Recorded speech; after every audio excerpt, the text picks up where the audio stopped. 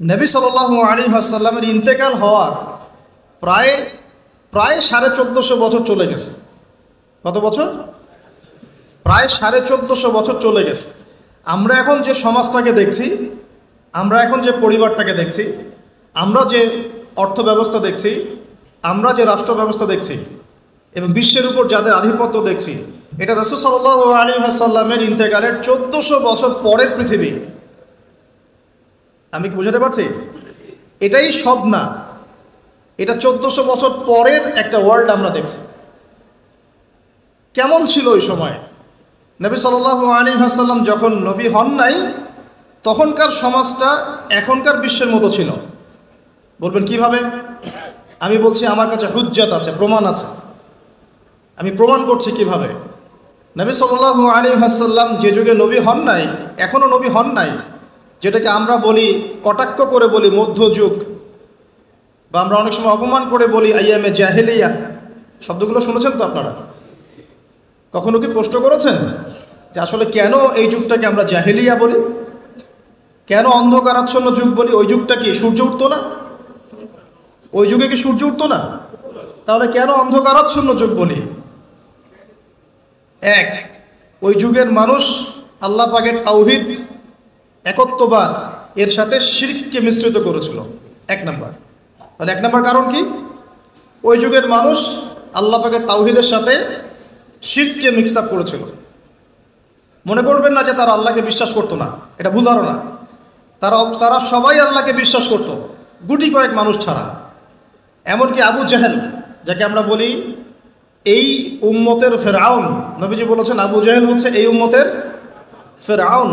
বদরের যুদ্ধে যখন আব্দুল্লাহ বিন মাসউদ রাদিয়াল্লাহু আনহু তার গর্দানটা কেটে নিয়ে আসছেন, রাসূলের সামনে রেখেছেন সাল্লাল্লাহু আলাইহি ওয়াসাল্লাম, নবীজি গর্দান দেখে বলেছিলেন, এ হচ্ছে এই উম্মতের আবু জাহেল, এই হচ্ছে এই উম্মতের ফেরাউন। এই আবু জাহেল হচ্ছে এই উম্মতের ফেরাউন। আর ফেরাউনের চেয়ে বড় কোনো কাফের নাই, এখনো নাই, ছিলও না, আসবেও না ইনশাআল্লাহ। তো এই আবু জাহেল যখন বদরের যুদ্ধ করতে যাচ্ছিল, তখন সে প্রথমে কাবা ঘরে গিয়েছে। কোথায় গিয়েছে? গিয়ে বলেছে, আল্লাহুম্মা ইন কুনতা তা'লাম, হে আল্লাহ আপনি যদি জানেন। আমার কথাগুলো খেয়াল করবেন। হে আল্লাহ আপনি যদি জানেন যে আন্না মুহাম্মাদান আলাল হক, মুহাম্মদ সাল্লাল্লাহু আলাইহি ওয়াসাল্লাম সত্যের উপরে আছে, ফানসুরহু, আল্লাহ আপনি তাকেই সাহায্য করেন। বুঝাতে পারলাম? ওয়া ইন কুনতা তা'লাম, এবং আপনি যদি জানেন যে নাহনুল কুরাইশ আলাল হক, আমরা কুরাইশরা হকের উপরে আছি, ফানসুরনা, তাহলে আমাদেরকে সাহায্য করেন। বুঝাতে যাচ্ছি, আবু জাহেলের মতো মানুষও আল্লাহকে বিশ্বাস করত। আইয়ামে জাহিলিয়াত মানে এমন নয় যে ওরা সবাই নাস্তিক ছিল, না, নট অ্যাট অল, মোটেই এমন নয়। তারা আল্লাহকে বিশ্বাস করতো। তাহলে আল্লাহ পাক তাদেরকে কাফের কেন বলছেন? উত্তর সূরা জুমারের মধ্যে আছে। তারা লাত, উজ্জা, হুবল, মানাত এগুলোর পূজা করত, মূর্তি পূজা করত, এটা তো আপনারা জানেন। তো তারা বলতো, তাদের যুক্তি ছিল, মা না'বুদুহুম, আমরা শুধুমাত্র এই কারণেই তাদের ইবাদত করি, ইল্লা লিয়ুকাররিবুনা ইলাল্লাহি যুলফা, এরা আমাদেরকে আল্লাহ পর্যন্ত পৌঁছে দিবে। নাউযুবিল্লাহ। তাহলে রিজনটা কি? দলিল আদিল্লা কি তাদের মূর্তি পূজার পিছনে? আমরা এগুলোর মধ্য দিয়ে আল্লাহর নৈকট্য অর্জন করতে চাচ্ছি। তার মানে তারা সবাই আল্লাহকে বিশ্বাস তো করতো যে একজন আল্লাহ আছেন। এখনকার বিশ্বের দিকে তাকিয়ে দেখুন, ওই একই শিরকের ছোঁয়া সব জায়গায় লেগে গেছে। মানুষ আল্লাহকে বিশ্বাস করে, কিন্তু ইবাদত বন্দেগীর জীবনে গিয়ে আল্লাহর সাথে অন্যকে শরিক করছে, ইকোনমিতে গিয়ে আল্লাহর সাথে অন্যকে শরিক করছে, পলিটিক্স করতে গিয়ে আল্লাহর সাথে অন্যকে শরিক করছে, ওয়ার্ল্ড অ্যাফেয়ার্সকে ডিল করতে গিয়ে আল্লাহর সাথে অন্যকে শরিক করছে। মানুষ আল্লাহকে বিশ্বাস করেও এখন মুশরিক হচ্ছে। আপনি কোন সেন্সে ওইটাকে আইয়ামে জাহিলিয়াত বলছেন, আর এখনকার যুগটাকে পুত পবিত্র বলছেন? এগিয়ে যাওয়ার যুগ, সায়েন্স অ্যান্ড টেকনোলজির যুগ। দেখাচ্ছি আপনাকে টেকনোলজি কাকে বলে। সুলাইমান আলাইহিস সালামের সময় বিশ্বে এমন প্রযুক্তি ছিল, এই প্রযুক্তির ধার কাছেও কোনোদিনও এই বিশ্ব আর যেতে পারবে না। আমি আমার হ্যাডসেট নিচ থেকে কথা বলছি না, এগুলো দলিল আছে সূরা সাবার মধ্যে, সূরা নামলের মধ্যে, অন্য অনেক জায়গায়। যে আল্লাহ রাব্বুল আলামিন সুলাইমান আলাইহিস সালামকে এমন রাজত্ব দিয়েছিলেন, এমন সুপ্রিম অথরিটি, ক্ষমতা, পাওয়ার, টেকনোলজি পৃথিবীতে কখনো ছিলও না, কিয়ামত পর্যন্ত আসবেও না। এখন পর্যন্ত কোনো টেকনোলজি আসে নাই যে আমি এই চেয়ারটাকে বলবো চলো আমাকে ঢাকায় নিয়ে নামাই দিবে, তাও আবার 1 সেকেন্ডের মধ্যে। কতটুকু সময়? এখন পর্যন্ত কোনো টেকনোলজি আসে নাই যে আমি চোখের পলক ফেলবো এইটুক সময়ের মধ্যে আমার স্ত্রীকে আমার পাশে নিয়ে বসাই দিবে। আসছে? সুলাইমান আলাইহিস সালামের সময় এমন ছিল। সাগর থেকে মুক্তা, মণিমুক্তা আরোহণ করে এটা দিয়ে অট্টালিকা নির্মাণ করা হতো। তিনি জিন জাতিকে দিয়ে কাজ করাতে পারতেন। তিনি যাচ্ছেন রাস্তায়, পিঁপড়াটা গল্প করছে, এই সবাই গর্তে ঢুকো, সুলাইমান আসলে তোমাদেরকে পিষে ফেলবে। আর তিনি মুচকি মুচকি হাসছেন, পাখির ভাষাও বুঝতে পারছেন, পিঁপড়ার ভাষাও বুঝতে পারছেন। তার বাবা দাউদ আলাইহিস সালাম জাবুর তেলাওয়াত করছেন, এই সাগরের মাছ সব কাছে চলে আসছে জাবুর শোনার জন্য। এমন প্রযুক্তি আপনি এখনো বের করতে পেরেছেন? সভ্যতার যে বড়াইটা আমরা করি, এটা একটা কেবর, অহংকার।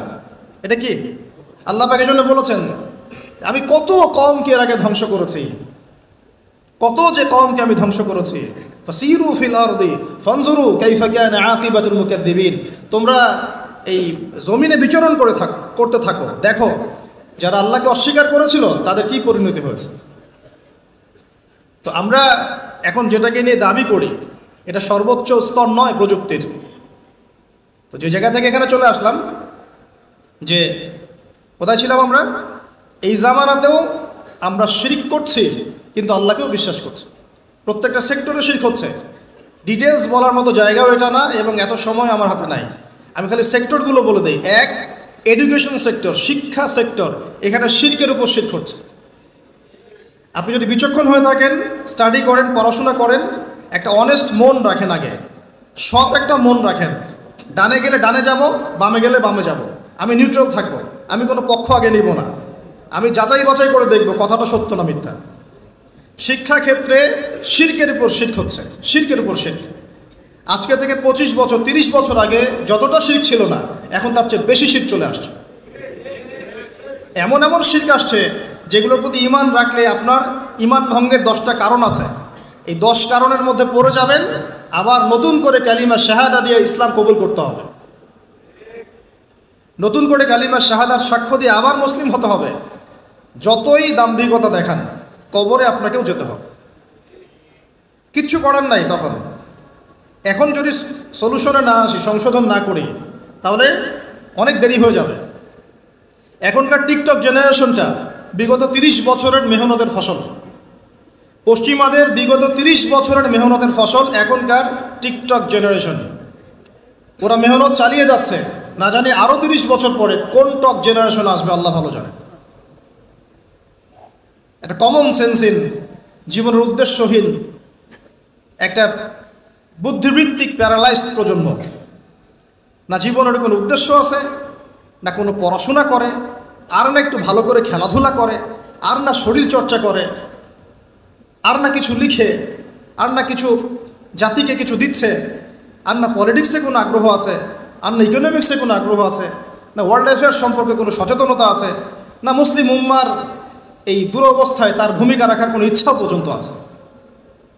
না সালাত আদায় করে, না কুরআন তেলাওয়াত করে, আর না ওযু করতে জানে ঠিকভাবে, আর না ফরজ ওয়াজিব সুন্নাত মুস্তাহাব জানে, আর না ফিকহুল মুয়াসসারের মতো সহজ ফিকহের কিতাবগুলো তার আয়ত্ত করা আছে, না কোনো আলেমের সাথে সম্পর্ক আছে,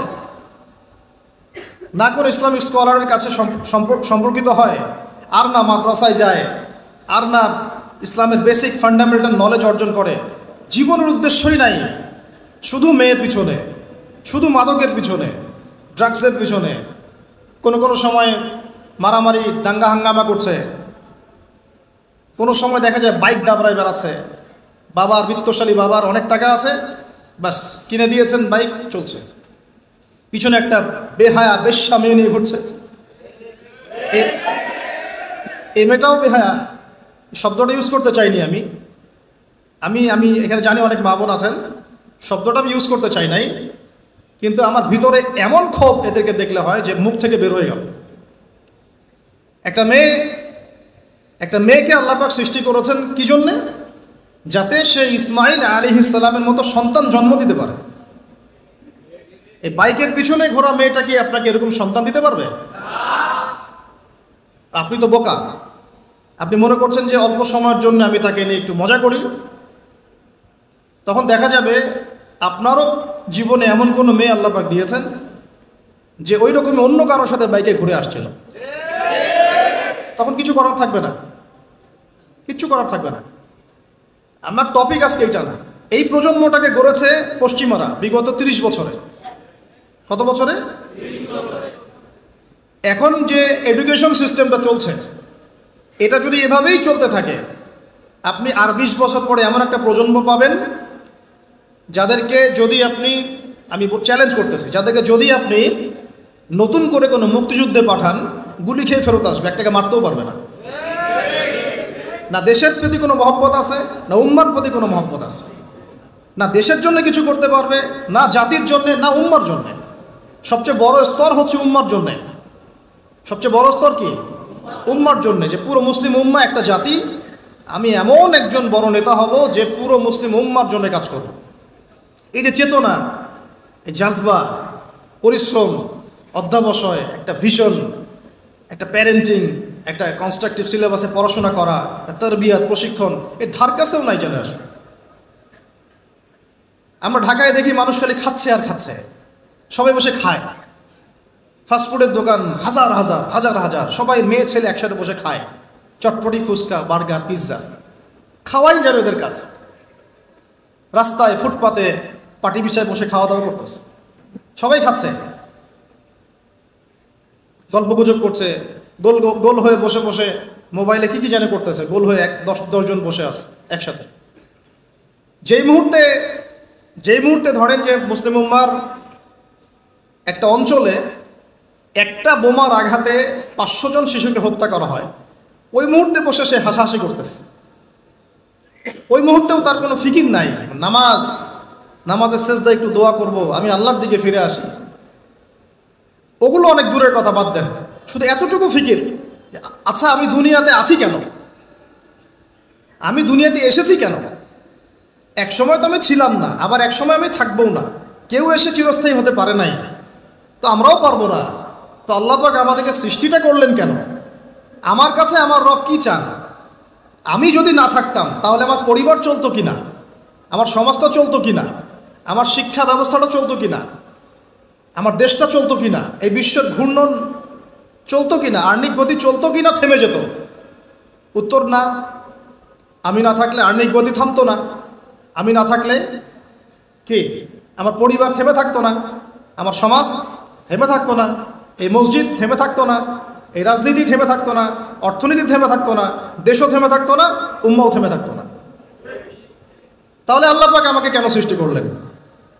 আমার কি রোল আছে এখানে, আমার কি ভূমিকা? এই এতটুকু চিন্তা করার মতো আমাদের জেনারেশন আমরা পাচ্ছি না। আপনারা ফোন বের করে ছবি তুলতেছেন, ভাবেন এগুলো নিয়ে। আমাকে দিয়ে কি করবেন? আমাদের তো কিচ্ছু করার নাই এই কথাগুলো বলা ছাড়া। এই কথাগুলো বলা বা সচেতনতা তৈরি করা ছাড়া আমাদের হাতে কিছুই করার নাই। Not at all. আপনাদের মধ্য থেকে জেনারেশন তৈরি করতে হবে, আপনাদের মধ্য থেকে আলেম, আপনাদের মধ্য থেকে কারি, হাফেজ, দাঈল আল্লাহ এবং উম্মার নেতৃত্ব প্রদানকারী জেনারেশন তৈরি করতে হবে। এইসব চেয়ারে বসে কয়জন? সারা বাংলাদেশে হয়তো 50 জন, 100 জন। এই 100টা মানুষ ইউনাইটেড না, তারাও বিক্ষিপ্ত। 16 কোটি মুসলিমের দেশ বলছেন, 16,000 দলে বিভক্ত। এর মধ্যে সবচেয়ে বিশুদ্ধ যেটাকে আমরা মনে করি, সেখানেও দেখবেন যে আরো 10টা 20টা দল হয়ে বসে আছে। এর বাইরে গিয়ে আবার যারা বললো না তারা বিশুদ্ধ নয়, আমরাই সবচেয়ে বিশুদ্ধ, ওদের মধ্যেও 10টা দল হয়ে গেল। না তারা ইউনাইটেড, না তারা মানে আমরা, না আমরা ইউনাইটেড, আর না আমাদের কোনো আমিরুল মুমিনিন আছে যিনি সবাইকে একটা জায়গায় নিয়ে দিনের কিছু খেদমত নেবেন। আসামু ওয়া তাআ থাকবে, শুনলাম মানলাম আনুগত্য করলাম, এমন থাকবে? নাই। না কোনো ইকোনমিক বেস, না কোনো স্বতন্ত্র মিডিয়া, না স্বতন্ত্র প্রযুক্তি, না কোনো স্বতন্ত্র মানে পলিটিক্যাল প্ল্যাটফর্ম, কিছু না। অনেকেই দৌড়াচ্ছেন পশ্চিমাদের তন্ত্রমন্ত্রের পিছনে, এইটাও নেক্সট রোতে ধোকা খাচ্ছেন।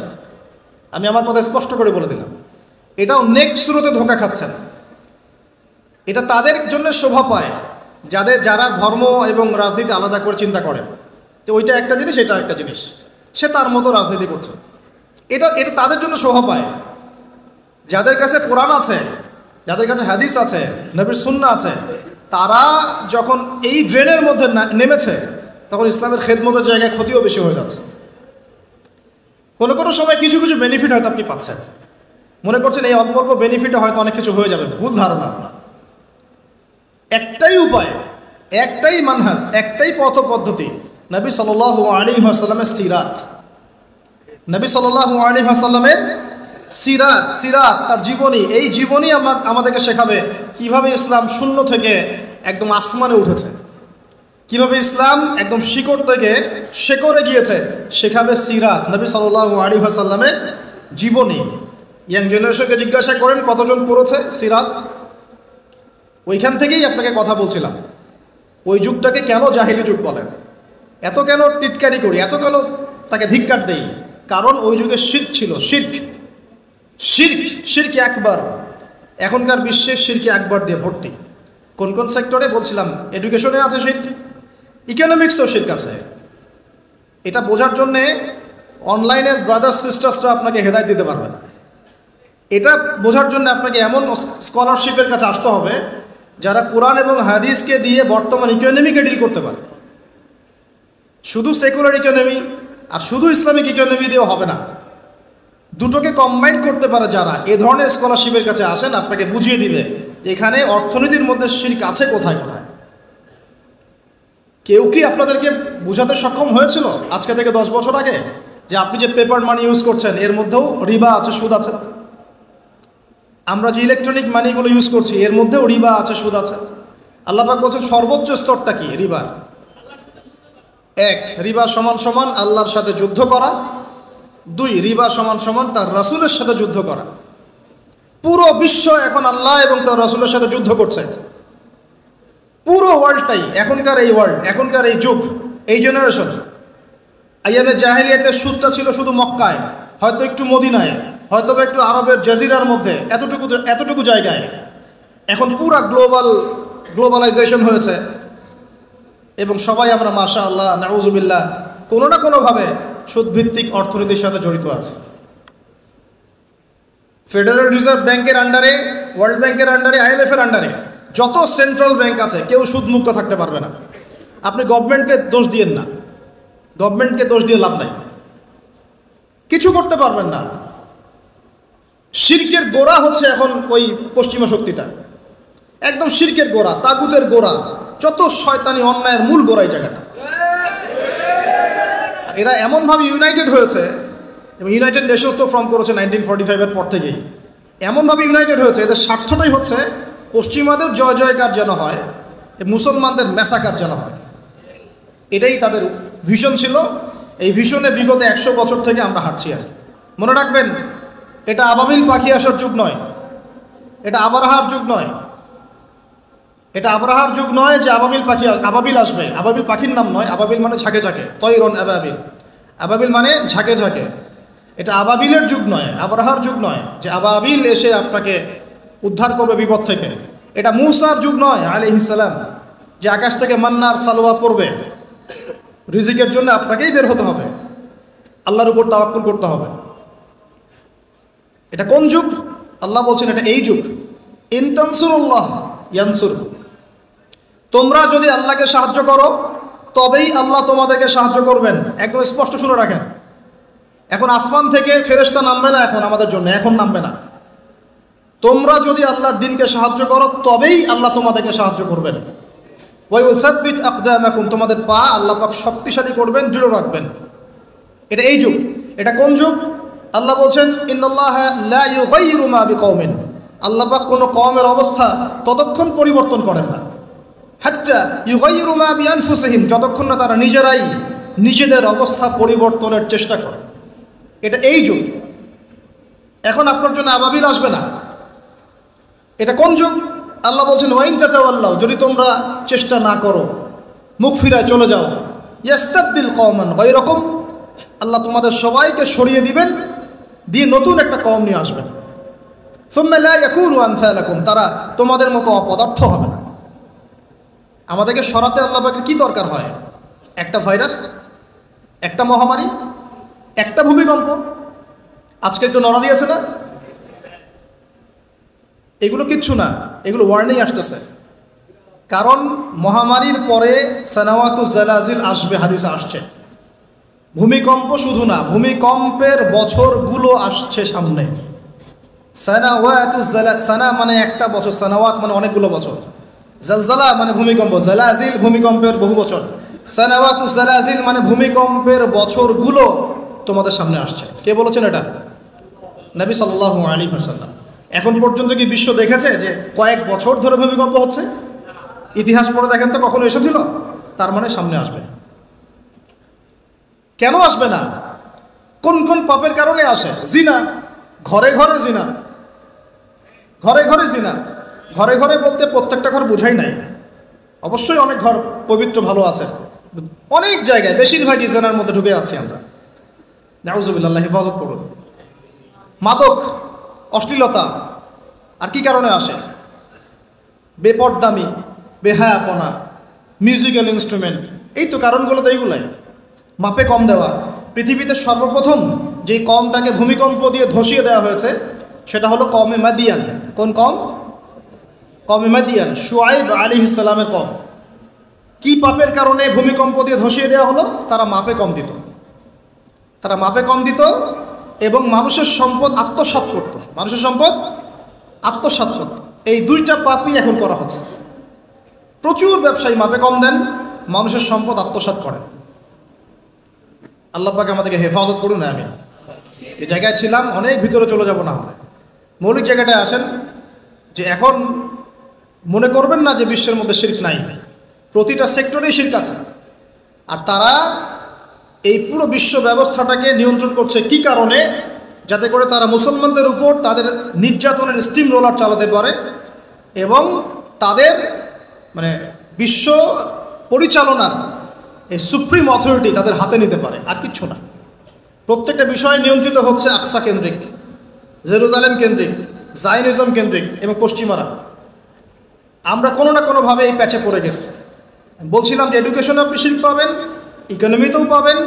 পলিটিক্স নিয়ে আমি বলতে চাচ্ছি না কথা, এটা খুব ভালো করেই আমরা জানি যে আমরা কোন পথে হাঁটছি। এগুলো আল্লাহ রাব্বুল আলামিনের খেলাফতের দায়িত্ব নয়। যা চলছে ওয়ার্ল্ডে এগুলো আল্লাহ রাব্বুল আলামিনের খেলাফতের দায়িত্ব নয়। যেহেতু প্রসঙ্গটা এসে গেছে, নসিহত স্বরূপ, শুধু নসিহত, এর বেশি কিচ্ছু করার নাই আমাদের। নসিহতটা না করলে কি হবে? আপনি আল্লাহর সামনে কালকে আমাদের দাঁড়ায় বলবেন যে আদনান ভাই আমার এলাকায় আসছিল, প্রসঙ্গটা উঠেছিল, তিনি আমাকে সতর্ক করেন নাই, আমি দাওয়াত পাই নাই। আর দাওয়াত দেওয়ার সুন্নত আল্লাহ রাব্বুল আলামিন কোরআনের সূরা তাহার মধ্যে বলেছেন। কোন সূরায়? আল্লাহ পাক কি বলেছেন শুনুন। আল্লাহ পাক বলেছেন, ইযহাবা ইলা ফিরআউন, তোমরা দুজন মুসা আর হারুন তোমরা ফিরআউনের কাছে যাও। কার কাছে? ইযহাবা ইলা ফিরআউনা ফাইন্নাহু তাগা, সে সীমা লঙ্ঘন করেছে। কিন্তু ওয়াকুলা লাহু কাওলান লাইয়িনা লাআল্লাহু ইয়াতাযাক্কারু আও ইয়াখশা, আল্লাহ বলছেন ফিরআউনের কাছে গিয়ে কর্কশ ভাষায় কথা বলো না, আঘাত করে কথা বলো না। ঠিক আছে, আমরা যেটা করি অনলাইনে অফলাইনে, খুব কর্কশ ভাষায় কথা বলি, আঘাত করে কথা বলি, এটাকে সোয়াবের কাজ মনে করি। এগুলো গুনাহ এবং দাওয়াতের মানহাজের সম্পূর্ণ বিপরীত চলে। নিজের ভাইয়ের গোশত খাই বসে বসে। আল্লাহ পাক বলছেন ওয়াকুলা লাহু কাওলান লাইয়িনা, ফিরআউনের মতো কাফেরের সামনে দাঁড়িয়েও তুমি নরম ভাষায় কথা বলো, নম্রতা প্রদর্শন করো। কেন? লাআল্লাহু ইয়াতাযাক্কারু আও ইয়াখশা, হতে পারে সে উপদেশ গ্রহণ করবে এবং আমাকে ভয় করবে। কত চমৎকার দাওয়াতের পদ্ধতি ইসলামে দিয়েছে। এখন আমাকে বলেন যে আল্লাহ পাক কি জানতেন না যে ফিরআউন পরবর্তীতে ঈমান আনবে না? আল্লাহ জানতেন না? জানতেন না। তারপরেও কেন এটা আয়াত নাযিল করলেন? আমাদের জন্য, আমরা শিখতে পারি। ওই জায়গা থেকে আমি কথা বলছি। দেখুন আপনি কোন শিরকের মধ্যে আছেন, কেন আপনি এই জীবনে গিয়ে ভুল করছেন, কোন জায়গায় ভুল করছেন। ভাই হিসেবে আমি নসিহতটা করে যাচ্ছি, রাগ করবেন? শুনে নেবেন। তাহলে কোরআনের শুরুতেই দেখবেন আপনি একটা আয়াত আছে, বিসমিল্লাহির রহমানির রহিম। ওয়াইজ ক্বালা রাব্বুকা লিল মালাইকা ইন্নী জাইলুন ফিল আরদি খলিফা। হে নবী মুহাম্মদ সাল্লাল্লাহু আলাইহি ওয়াসাল্লাম স্মরণ করেন ওই সময়ের কথা যখন আমি আল্লাহ ফেরেশতাদেরকে বলেছিলাম যে আমি পৃথিবীতে আমার খলিফা পাঠাতে চাই। কি ওয়ার্ড আল্লাহ ইউজ করেছেন? খলিফা পাঠাতে চাই। তো ফেরেশতারা বলছেন আতাজআলু ফিহা মা ইউফসিদু ফিহা ওয়া ইয়াসফিকু দিমা, আপনি কি এমন কাউকে পাঠাতে চাচ্ছেন যে পৃথিবীতে গিয়ে রক্তপাত ঘটাবে এবং ফাসাদ সৃষ্টি করবে? তাই করছে কিনা মানুষ? বুঝেন নাই? পৃথিবীতে মানুষ ফাসাদ সৃষ্টি করছে কিনা, রক্তপাত ঘটাচ্ছে কিনা? ফেরেশতারা তাদের দূরদর্শিতায় সঠিক ছিল কিনা? ছিল। তারপর আল্লাহ পাক বললেন ইন্নী আ'লামু মা লা তা'লামুন, আমি যা জানি তোমরা সেটা জানো না। মানে আমার এমন অনেক শুকরগুজার বান্দা থাকবে যারা এই কাতারভুক্ত হবে না। ঠিক আছে, আল্লাহ রাব্বুল আলামিন আদম আলাইহিস সালামকে খলিফা বললেন। এরপরে অনেক গল্প, এটা বলতে অনেক সময় লাগবে। নাম শিক্ষা দিলেন, সমস্ত নাম, নাম মানে জ্ঞান, সমস্ত জ্ঞান। ফেরেশতাদেরকে দিয়ে সেজদা করালেন, ইবলিস করলো না। মনে আছে? ইবলিস করলো না, উল্টা চ্যালেঞ্জ করলো। কি চ্যালেঞ্জ করলো? যে আপনি খলাকতানি মিন নার ওয়া খলাকতাহু মিন তিন, আমাকে সৃষ্টি করেছেন আগুন দিয়ে, তাকে মাটি দিয়ে, আমি কেন সেজদা করব? আল্লাহ বলছেন মা মানাআকা আল্লা তাসজুদা ইযা আমারতুক, তোমাকে সেজদা করতে কে নিষেধ করলো? তখন সেই যুক্তি দেখালো আল্লাহ রাব্বুল আলামিনের সামনে। আল্লাহ পাক বলছেন ফাখরুজ মিনহা ফাইন্নাকা রাজিম, এখান থেকে বের হয়ে যাও, আমার আদেশ অমান্য করে তুমি অভিশপ্ত শয়তান হয়ে গেছে। ফাইন্না আলাইকা লা'নাতা ইলা ইয়াউমিদ্দিন, কিয়ামত পর্যন্ত তোমার উপর লানত। ইবলিস বলছে আনজিরনি ইলা ইয়াউমি ইউবআসুন, আচ্ছা ঠিক আছে, আমাকে বের করে দিচ্ছেন, আমাকে কিয়ামত পর্যন্ত অবকাশ দেন। আল্লাহ বলছেন ফাইন্নাকা মিনাল মুনজারিন, যাও তোমাকে অবকাশপ্রাপ্তদের অন্তর্ভুক্ত করা হবে। এবার ইবলিস চ্যালেঞ্জ করছে ফাবিমা আগওয়াইতানি, হে আল্লাহ আপনি যার জন্য আমাকে বের করে দিলেন, হে আদম সন্তানরা শুনেন কথাটা ভালো করে, প্রত্যেক আদম সন্তান কথাটা ভালো করে শোনেন। ফাবিমা আগওয়াইতানি, হে আল্লাহ আপনি যে আদমের কারণে আমাকে এখান থেকে বের করে দিলেন, লা আকুদান্না লাহুম সিরাতাকাল মুস্তাকিম, আমি সে আদম সন্তানের এই সরল পথে ওত পেতে বসে থাকবো, একদম ওত পেতে বসে থাকবো। সুম্মা লাআতিয়ান্না মিন বাইনি আইদিহিম, আমি আদম সন্তানদের সামন থেকে আসবো, ওয়া মিন খালফিহিম, তার পিছন দিক থেকে আসবো, ওয়া আন আইমানিহিম, তাদের ডান দিক থেকে আসবো, ওয়া আন শামাইলিহিম, তাদের বাম দিক থেকে আসবো, ওয়ালা তাজিদু আকসারাহুম শাকিরিন, আপনি বেশিরভাগ আদম সন্তানকে শুকরগুজার পাবেন না। ইবলিস তার চ্যালেঞ্জে সঠিক না ভুল? এখনকার বিশ্ব এবং পরিবেশের দিকে তাকায় দেখেন, বেশিরভাগ মানুষ আল্লাহর পথে আসে না? নাই।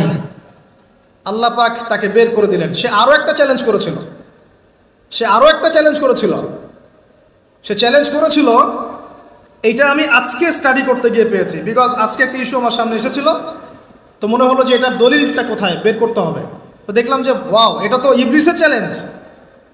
এখনকার যে প্রবলেমসগুলো আপনি ফেস করছেন, জিনার প্রবলেম, ফ্রি মিক্সিংয়ের প্রবলেম, তারপরে এই যে ব্যভিচারের প্রবলেম, অশ্লীলতার প্রবলেম, এগুলো ইবলিসের চ্যালেঞ্জ ছিল। সুবহানাল্লাহ, এগুলো ইবলিস আল্লাহর সাথে চ্যালেঞ্জ করেছিল যে আমি আদম সন্তানকে এইভাবে পথভ্রষ্ট করব। কি বলেছে জানেন? সূরা নিসা 119 নম্বর আয়াতে ইবলিস এই চ্যালেঞ্জটা করেছে, ওয়ালা উদিল্লান্নাহুম, শুধু তাই নয়, আমি আদম সন্তানদেরকে অবশ্যই পথভ্রষ্ট করব। এক, ওয়ালা উমান্নিয়ান্নাহুম, আমি অবশ্যই আদম সন্তানদেরকে মিথ্যা আশ্বাস দিব। কি দিব? মিথ্যা আশ্বাস দিব।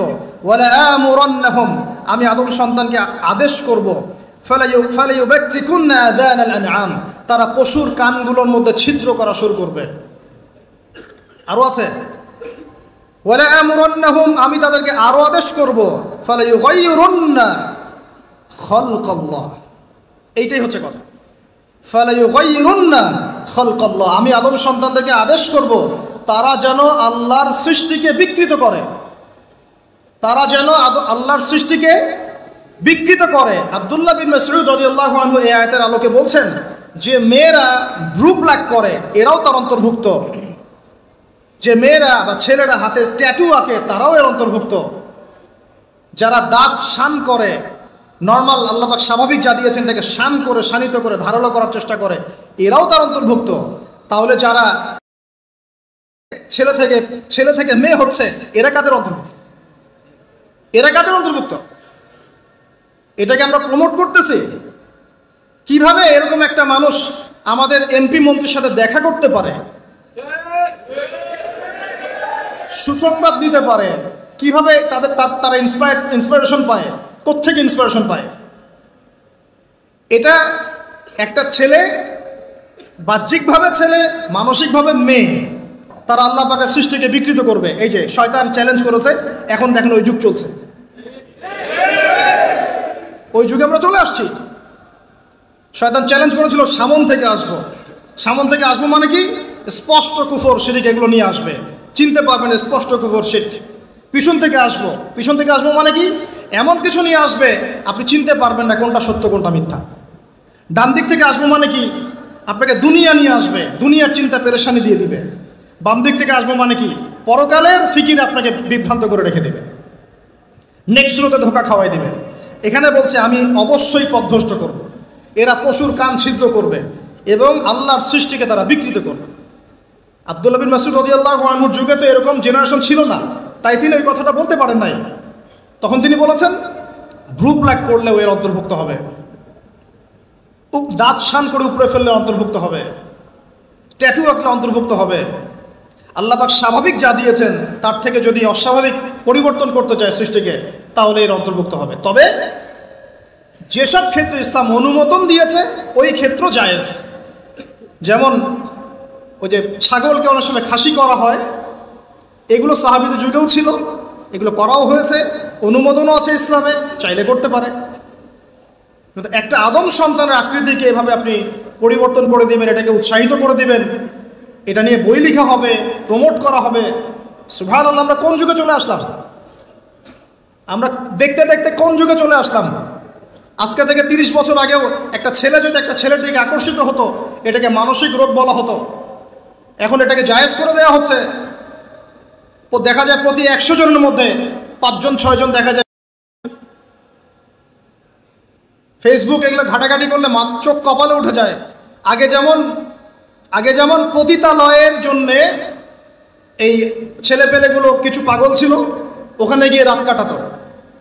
তারপরে ওদেরকে বাসায় নিয়ে আসা শুরু হলো, মানে একটা ছেলে একটা মেয়েকে ভাড়া করে বাসায় নিয়ে আসতো, রাত কাটাতো।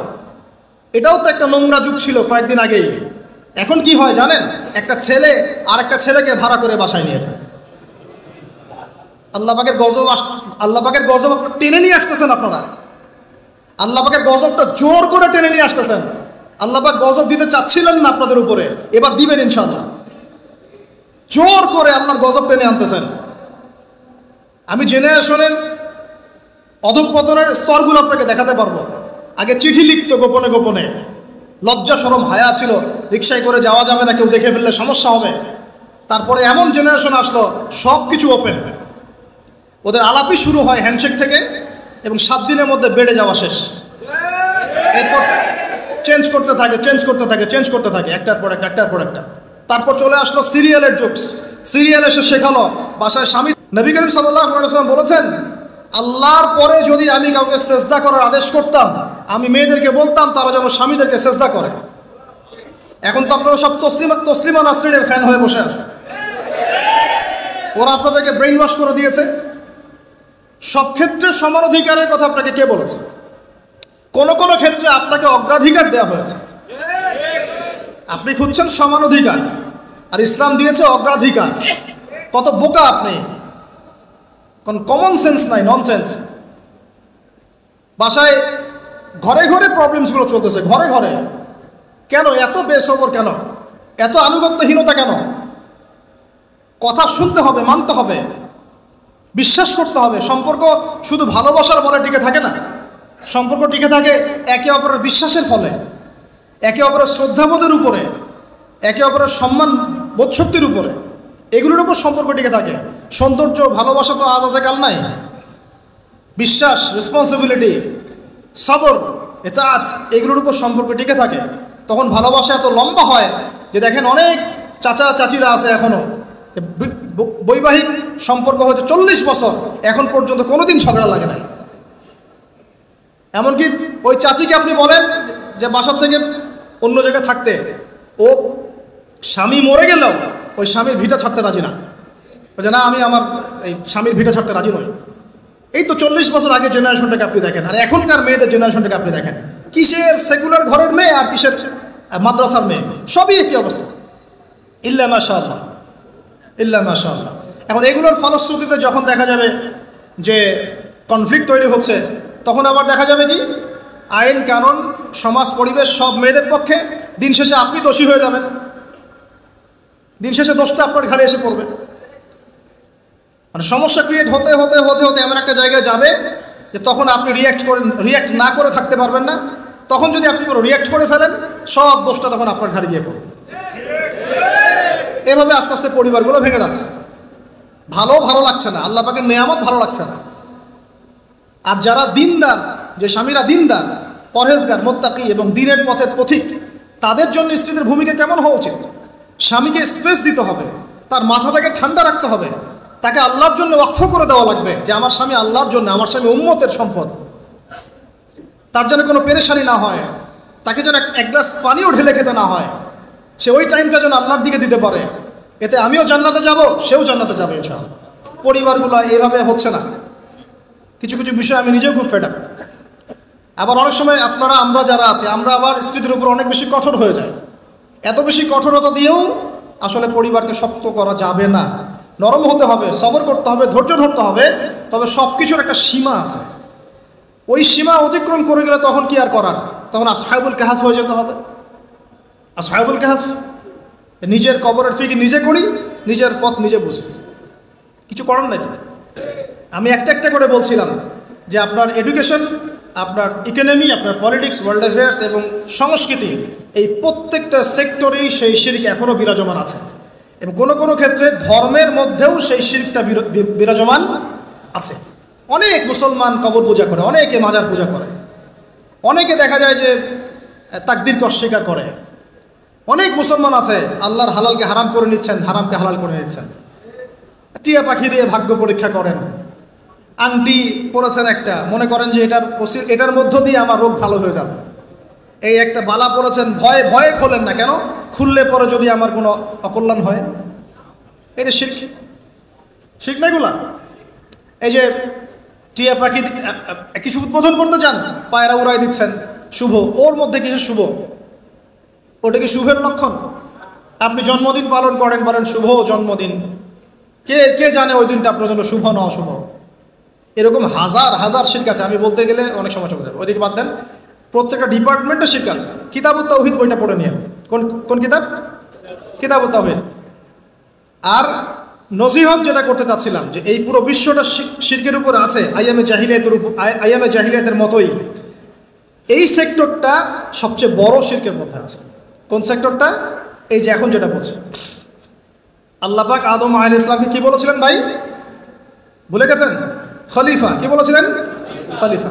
আদম আলাইহিস সালাম এইভাবে জান্নাতে থাকতে লাগলেন, শয়তান রিসিভ করলো, এই যে নেমে আসলাম পৃথিবীতে, ঠিক আছে? পৃথিবীতে নেমে আসার পরে আদম আলাইহিস সালাম কি আল্লাহ পাকের বিধান ছাড়া অন্য কোনো বিধান ফলো করেছিলেন? কথা এবার বোঝেন। আদম আলাইহিস সালামকে আল্লাহ কি বলেছেন বলেন? খলিফা। কি শব্দ? খলিফা। তিনি এখন পৃথিবীতে আসলেন কিভাবে? ওই যে জান্নাতে রাখলেন, ফল ভক্ষণ করে ফেললেন, ইবলিস সিজদা করলো না, এই যে চ্যালেঞ্জ করলো, আস্তে আস্তে ফল খেয়ে ফেললেন একদিন, ব্যাস আল্লাহ পাক আর জান্নাতে রাখলেন না, যাও পৃথিবীতে চলে যাও। তওবা করলেন, রব্বানা যালামনা আনফুসানা ওয়া ইল্লাম তাগফির লানা ওয়া তারহামনা লানাকুনান্না মিনাল খাসিরিন, আল্লাহ মাফ করে দিলেন। কিন্তু জান্নাতে থাকা হলো না, এবার পৃথিবীতে থাকো। পৃথিবীতে তিনি থাকা অবস্থায় কি আল্লাহর সাথে শিরক করেছিলেন? আল্লাহর বিধান বাদ দিয়ে অন্য কোনো বিধান মেনেছিলেন? আল্লাহর বিধান বাদ দিয়ে অন্য কোনো বিধান দিয়ে তিনি কি তার পরিবার সমাজ পরিচালনা করেছিলেন? তাহলে আল্লাহর খলিফার কাজ কি? আল্লাহর বিধান দিয়ে নিজেকে, নিজের পরিবারকে, নিজের সমাজকে, নিজের আওতাভুক্ত যারা তাদেরকে পরিচালিত করা। আমি কি বোঝাতে পারছি? আল্লাহর খলিফার কাজ কি? আমার সাথে বলেন। আল্লাহর বিধান দিয়ে নিজে চলা, নিজের পরিবারকে চালানো, নিজের সমাজকে চালানো। এটা কার কাজ? আল্লাহর খলিফার কাজ। যদি আমি এখন নিজেও শয়তানের বিধান দিয়ে চলি, নিজের পরিবারকেও শয়তানের বিধান দিয়ে চালাই, নিজের সমাজটাকেও শয়তানের বিধান দিয়ে চালাই, আমি কি আল্লাহর খলিফা থাকবো না শয়তানের খলিফা হব? বোঝা যাচ্ছে কথা? আচ্ছা, এবার আল্লাহ পাক আরো একজন নবীকে খলিফা বলেছেন। বলেন কোন নবীকে? হ্যাঁ বলেন। আরো একজন নবীকে আল্লাহ পাক খলিফা বলেছেন, তার নাম দাউদ আলাইহিস সালাম। কি নাম? ওই সুলাইমান আলাইহিস সালামের বাবা, সুলাইমান আলাইহিস সালামের বাবা। এই দাউদ আলাইহিস সালাম এই জেরুজালেম থেকে 40 বছর বিশ্ব শাসন করেছিলেন। কত বছর? কোন জায়গা থেকে? এই জেরুজালেম থেকেই। তার পরবর্তীতে তার সন্তান সুলাইমান আলাইহিস সালাম তিনিও 40 বছর বিশ্ব শাসন করেছেন এই জেরুজালেম থেকে। শুধু এতটুকু বোঝাচ্ছি আপনাদেরকে একজন খলিফার কাজ কি, এটা বলে আমরা কনক্লুশনে চলে যাব, ঠিক আছে? খলিফার কাজ আল্লাহ পাক বলেছেন সূরা সদে। কোন সূরায়? আল্লাহ পাক বলছেন, ইয়া দাউদ, দরদ মাখা কণ্ঠে বলছেন, হে দাউদ শোনো, ইন্না জাআলনাকা খলিফাতান ফিল আরদ। আল্লাহর ওয়াস্তে যত পলিটিশিয়ান আছেন উপস্থিত এখানে, যে যেখানে দায়িত্বশীল আছেন, সবাই এই আয়াত দুটো মুখস্থ রাখবেন। মানেন না মানেন, মানতে পারেন না পারেন, এটা আপনার হিসেব, আপনার কবর, আপনার হাসর, আপনার জান্নাত, আপনার জাহান্নাম। আমাদের সাথে কোনো সম্পর্ক নেই, জাস্ট শুনে যান। খলিফার কাজ কি? আল্লাহ পাক বলেন, হে দাউদ, ইন্না জাআলনাকা খলিফাতান ফিল আরদ, আমি তোমাকে জমিনে আমার খলিফা করেছি। একটু আগে বলেছি তিনি জেরুজালেম থেকে বিশ্ব শাসন করেছেন, শুধু একটা অঞ্চল নয়। As a ruler, as a political leader, as a নবী, তিনি পুরো বিশ্ব শাসন করেছেন। কত বছর? 40 বছর। ইয়া দাউদ ইন্না জাআলনাকা খলিফাতান ফিল আরদ, হে দাউদ, আমি তোমাকে পৃথিবীতে আমার খলিফা করেছি। ফাহকুম বাইনান নাসি বিল হক, তুমি মানুষের মাঝে ন্যায় বিচার করো। কি করো? খলিফার কাজ কি? আবার বলেন, খলিফার কাজ কি? মানুষের মাঝে ন্যায় বিচার করো। ফাহকুম বাইনান নাসি বিল হক, হকের মানদণ্ডে তুমি মানুষের মাঝে বিচার ফয়সালা করো। আমাকে বলেন, আল কোরআনের চাইতে হক কিসের মধ্যে বেশি আছে? এই কত বড় কলিজা আপনার, বলেন আমাকে। আল কোরআন এবং নবীর সুন্নতের বাইরে আর কোন উৎস আছে যেটাকে আমি হক বলতে পারি? ফাহকুম বাইনান নাসি বিল হক। আরো আছে, আয়াত শেষ হয় নাই। আল্লাহ বলছেন, ওয়ালা তাত্তাবিউল হাওয়া, দেখো নিজের মন গড়া প্রবৃত্তির অনুসরণ করো না, নিজের মন গড়া বিধানের দাসত্ব করো না, নিজের প্রবৃত্তির অনুসরণ করো না। প্রবৃত্তি মানে কি?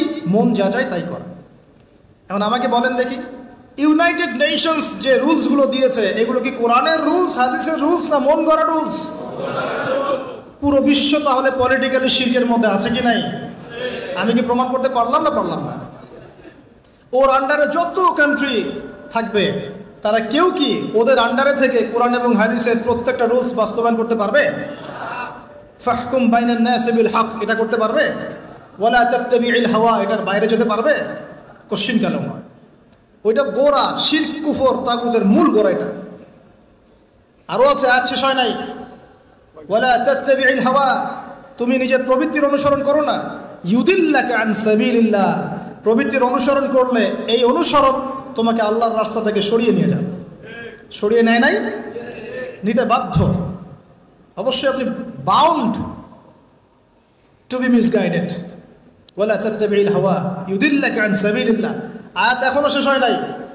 আল্লাহ পাক আরো বলছেন, ইন্নাল্লাযীনা ইউদিল্লুনা আন সাবিলিল্লাহ, ভালো করে শোনেন, ইন্নাল্লাযীনা ইউদিল্লুনা আন সাবিলিল্লাহ, যারা আল্লাহ পাকের সরল রাস্তা থেকে বিভ্রান্ত হয়ে যায়, বিচ্যুত হয়ে যায়, লাহুম আযাবুন শাদীদ, ওদের জন্য কাল কিয়ামতে কঠিন শাস্তি আছে। আযাবুন শাদীদ, কঠিন শাস্তি আছে। কেন? বিমা নাসু ইয়াউমাল হিসাব, তারা হিসাবের দিনটাকে ভুলে গিয়েছে। জাস্ট দুইটা সূরা সদের একজন খলিফার কাজ, তার ফাংশন এখানে পাবেন। একজন খলিফার কাজ, এই দুনিয়াতে আল্লাহ পাক তাকে যে ক্ষমতা দিয়েছেন, এটা দিয়ে সে যেন মানুষের মাঝে ন্যায় বিচার করে, নিজের প্রবৃত্তির অনুসরণ না করে, মন গড়া বিধানের অনুসরণ না করে, না হলে আল্লাহর পথ থেকে বিচ্যুত হয়ে যাবে। কিয়ামতে ভয়ঙ্কর শাস্তি অপেক্ষা করবে, সমস্ত পাপের হিসেব সেদিন দিতে হবে। এখন আমাকে স্ট্রেট ফরওয়ার্ড বলেন দেখি, স্ট্রেট ফরওয়ার্ড বলেন যে পুরো ওয়ার্ল্ড যারা চালাচ্ছে, এদের বিধানগুলো কি কোরআন সুন্নাহ মোতাবেক?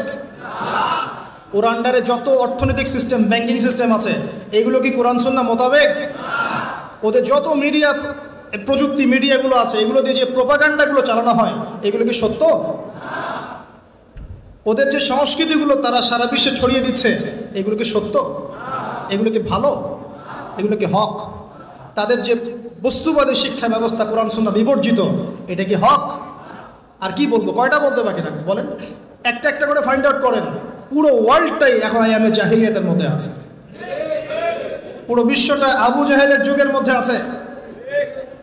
ওটাই ছিল আইয়ামে জাহিলিয়াত, যেটা আপনাকে এতক্ষণ ধরে বোঝালাম। ওই যুগে এই সমস্যাগুলো ছিল, ওই যুগে সুদ ছিল, ওই যুগে মাদক দিলেন, তারপরে প্রকাশ্যে দাওয়াত দেওয়া শুরু করলেন, সমাজে কনফ্লিক্ট শুরু হলো, হক আর বাতিলের সংঘর্ষ শুরু হলো। মক্কায় 13 বছর থাকলেন, সবর করলেন, ধৈর্য ধরলেন, গালি খেলেন, মার খেলেন, তারপরে অস্ত্র হাতে নিলেন না, ধৈর্য ধরলেন। প্রয়োজনে আবিসিনিয়ায় সাহাবীরা হিজরত করলেন, প্রয়োজনে তিনি তায়েফে গেলেন সাহায্য নিতে, মার খেলেন, আবার ফিরে আসলেন। 3 বছর শিয়ারে আবু তালেবে বয়কটের জীবনযাপন করলেন, কেউ কথা শোনে না, গুটি কয়েক মানুষ ছাড়া। ধৈর্যহারা হলেন না, কোরআন নাজিল হতে থাকলো। এই গুটি কয়েক মানুষকে নিয়েই দারুল আরকামে সাহাবীদেরকে তালিম দিতে লাগলেন, তাসকিয়া দিতে লাগলেন, কোরআনের শিক্ষা দিতে লাগলেন, দাওয়াত চলতে লাগলো। আস্তে আস্তে এভাবে ইসলাম আগাতে লাগলো। নবুয়তের 13তম বছরে গিয়ে চাচা আবু তালেবও ইন্তেকাল করলো, তার স্ত্রী খাদিজা রাদিয়াল্লাহু আনহাও চলে গেলেন। আল্লাহ পাক তাকে মেরাজে উঠিয়ে নিলেন। সুবহানাল্লাহ। আমার বান্দার মনে কষ্ট, আসো আমার কাছে আসো, সব কষ্ট চলে যাবে। এখনো আপনাদের মনে অনেকেরই অনেক কষ্ট। এই কষ্ট এইসব মাদকে, মেয়ের সাথে অ্যাফেয়ার্সে, এই সিগারেটে ইত্যাদি তমুকে তমুকে এগুলো যাবে না। এই কষ্টগুলো দূর করতে হলে সেজদা দিতে হবে। বান্দা আমার কষ্টে আসো, আমার কাছে আসো, মেরাজে আসো। আল্লাহ পাক সরাসরি কথা বললেন, হে মুহাম্মদ শোনো, তোমার উম্মতের যে কোনো ব্যক্তি যত পাপই করুক না কেন, শিরকের পাপ না করলে আমি জান্নাত দিয়ে দিব ইনশাআল্লাহ। এত সহজ না বিষয়টা, কারণ আমি দেখালাম আপনাকে ওয়ার্ল্ডটাই শিরকের উপর আছে। এই জন্যই তো এত বড় প্রতিশ্রুতি। যত পাপ করে করুক, শুধু যদি শিরক মুক্ত আমলনামা নিয়ে আসতে পারে, আমি জান্নাত দিয়ে দিব ইনশাআল্লাহ। আল্লাহ ওয়াদা করলেন। 5 ওয়াক্ত নামাজ দিলেন, যা আগে 50 ওয়াক্ত ছিল, আর সূরা বাকারার শেষের 3টা আয়াত দিয়ে দিলেন। ব্যাস, এই 13 বছর চলে গেল। পরে মদিনা থেকে কিছু যুবক আসলো। যুবকরা ভালো করে শোনেন, শেষ অংশ এটা। মদিনা থেকে কয়েকজন যুবক আসলো, এসে ইসলাম কবুল করে আবার মদিনায় ফেরত গেল। পরের বছর আরও 12 জনকে নিয়ে আসলো। আল্লাহ নবী তাদের সাথে আর একজন দায়ীকে পাঠাই দিলেন। দেখেন, এখানে একজন দায়ীকে পাঠানো হয়েছে, দায়ী, যে হৃদয় থেকে দরদ অনুভব করে শুধু আল্লাহর জন্য মুখলেসভাবে মানুষকে দাওয়াত দেয়। দায়ী, ইসলামের ইতিহাসের প্রথম দায়ী, তার নাম মুসআব বিন উমাইর রাদিয়াল্লাহু আনহু, যার মাকবারা, কবর আমরা দেখে আসছি। কি জীবন ছিল তার! তার যে পারফিউম ছিল, পারফিউম, এই পারফিউমটা এখন কোটি টাকা দাম হবে হয়তোবা। ইসলাম কবুল করার পরে উহুদের যুদ্ধে শহীদ হয়েছেন। দাফন করার জন্য কোনো কাফনের কাপড় পাওয়া যায় নাই, ঘাস দিয়ে দাফন করা হয়েছে, ঘাস দিয়ে। এই হলো জীবন। তিনি গেলেন মদিনায়, তার একক দাওয়াতে মদিনার 75টা বড় বড় পরিবার ইসলাম কবুল করলো। মাশাআল্লাহ। এইবার তারা এসে আল্লাহ নবীর হাতে বায়াত করলো। কি বায়াত? যে আমরা শিরক করব না, সন্তানদেরকে হত্যা করব না, চুরি করব না, জিনা করব না, সৎ কাজে আদেশ করব, অসৎ কাজে নিষেধ করব। আর ছিল কি? একে অপরকে মিথ্যা অপবাদ দিব না, এবং আপনি যখন হিজরত করে আমাদের কাছে আসবেন, আমরা আপনাকে আমাদের স্ত্রী সন্তানদেরকে যেমন নিরাপত্তা দিই তেমন নিরাপত্তা দিব। এবার আল্লাহ পাক বললেন, যাও হিজরত। ব্যাস, এবার হিজরত হয়ে গেল। ব্যাস, মদিনায় গিয়ে ইসলামী রাষ্ট্র কায়েম হয়ে গেল। ওটা মক্কার মতো থাকলো না। ওখানে মসজিদ নববী হলো। মসজিদ নববী একটা মসজিদ ছিল না, একটা পার্লামেন্ট ছিল। ওখানে মদিনা সনদ হলো। এই আনসার মুহাজিরদের ভাই ভাই ভ্রাতৃত্বের বন্ধন হলো। সামরিক বাহিনী গড়ে উঠলো, অর্থনীতি সক্রিয় হলো, সচল হলো। মানে একটা স্টেট গঠন করতে যা যা লাগে সব কিছু মদিনায় হলো, মক্কায় সেটা হয় নাই। এরপর থেকে শুরু হলো এই যে গাজওয়া, সারিয়া, এগুলা সশস্ত্র যুদ্ধ। বদর, তারপরে উহুদ, তারপরে খান্দক, তারপরে যে হুদাইবিয়া, তারপরে খাইবার, মুতা, এইভাবে চলতে থাকলো। মাত্র 8 বছর। কত বছর? মাত্র 8 বছরে পুরো প্রেক্ষাপটটাই পরিবর্তন হয়ে গেল। ইসলাম যে গুটি কয়েক মানুষ দিয়ে শুরু হয়েছিল, এখন আর এই অবস্থা থাকলো না। হাজার হাজার হাজার হাজার মানুষের মধ্যে ইসলাম পৌঁছে গেল, বহু অঞ্চল বিজিত হলো, সাহাবীদের মানে ব্যক্তিগত অবস্থা, সামাজিক অবস্থা, অর্থনৈতিক অবস্থা সব উন্নত হলো এবং ইসলাম একটা বিশ্ব শক্তি রূপে আত্মপ্রকাশ করলো। সুবহানাল্লাহ। ব্যাস তারপরে মক্কা বিজয় হলো, পুরো আরবটা আমাদের দখলে চলে আসে। এইটুক জায়গায় সীমাবদ্ধ থাকে না ইসলাম। এরপরে আবু বকর সিদ্দিক ছিলেন আরো 2.5 বছর, তারপর ওমর ইবনে খাত্তাবের 10 বছর, ইসলাম আরো ছড়াতে লাগলো। তারপর উসমান রাদিয়াল্লাহু আনহুর প্রায় 12 বছর, আরো ছড়াতে লাগলো। একদম এদিকে মরক্কো থেকে নিয়ে পুরো চায়না পর্যন্ত, আন্দালুসিয়া থেকে নিয়ে একদম এই যে আফগান পর্যন্ত, ভারতের সিন্ধু পর্যন্ত পুরো জায়গাটাই মুসলমানদের করতলগত হয়ে গেল। কোন জেনারেশন আমরা, কাদেরকে এইসব বুঝাচ্ছি, কাদেরকে শিখাচ্ছি, কাদেরকে জানাচ্ছি, যারা এই ইতিহাসটাও অনেকেই জানে না যে এই হিস্ট্রিটা আমাদের ছিল। এভাবে চলতে চলতে উমাইয়ারা আসলো, তারপরে প্রায় 100 বছর, এক্স্যাক্টলি 97 ইয়ার্স। আব্বাসীয়রা আসলো 550 বছর। আন্দালুসিয়াতে ছিল খেলাফা, তারপরে এই টার্কিশরা এসেছে, অটোম্যানরা, তার আগে ফাতিমিরা এসেছে, সেলজুকরা এসেছে, এই আইয়ুবিরা এসেছে, তারপরে জিঙ্গিরা এসেছে, মোগলরা এসেছে, আফগানরা এসেছে। এভাবে ইসলামের ঝান্ডা সবাই বহন করে করে বিশ্বে ইসলাম প্রতিষ্ঠা করেছে। আমরা কি উড়ে এসে জুড়ে বসছি নাকি? এখনকার নতজানু মনোভাব কেন? এখন প্রত্যেকটা মুসলমানের সাইকোলজিক্যালি নতজানু মনোভাব, মনে হয় যে আমরা এতিম, কেউ নাই। এই অবস্থা থেকে ইসলাম এই জায়গায় আসছে 1914 সাল পর্যন্ত। 1914-এ ফার্স্ট ওয়ার্ল্ড ওয়ারে এই জেরুজালেম যখন দখল হয়ে গেল ব্রিটেনের হাতে, বাস তখন থেকে ঢোকা শুরু করল। ঢুকে আস্তে আস্তে আস্তে 1914 থেকে এখন কত বছর? অলমোস্ট 100 বছর। এই লাস্ট 100 বছরটা হচ্ছে আমাদের অধঃপতনের সময়। লাস্ট 100 বছর, এই লাস্ট 100 বছরে আমরা ওই ল্যান্ডগুলো হারাই ফেলছি, ওই খিলাফাও চলে গেছে। আর খলিফার ফাংশন তো জানার কথাই না, যেহেতু খিলাফাই নাই, খলিফা দিয়ে কী হবে, তাই না? খিলাফাই যেহেতু নাই, তাহলে খলিফা দিয়ে আর কী হবে? ওটা শেষ।